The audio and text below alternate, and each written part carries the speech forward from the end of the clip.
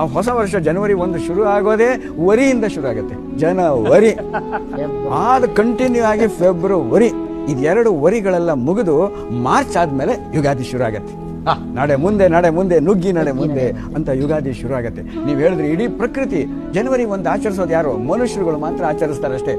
ಆದ್ರೆ ಯುಗಾದಿ ಆಚರಿಸೋದು ಇಡೀ ಪ್ರಪಂಚ, ಪ್ರಕೃತಿನೇ ಆಚರಿಸುತ್ತೆ. ವಸಂತ ಋತು ಬಂದು ಎಲ್ಲ ಚಿಗುರು. ಹೊಸ ವರ್ಷ ಯುಗಾದಿ ಅಂದ್ರೆ ಚಿಗುರು, ಜನವರಿ 1 ಅಂದ್ರೆ ಒಗರು, ವಾಸನೆ, ಒಂದು ವಾಂತಿ.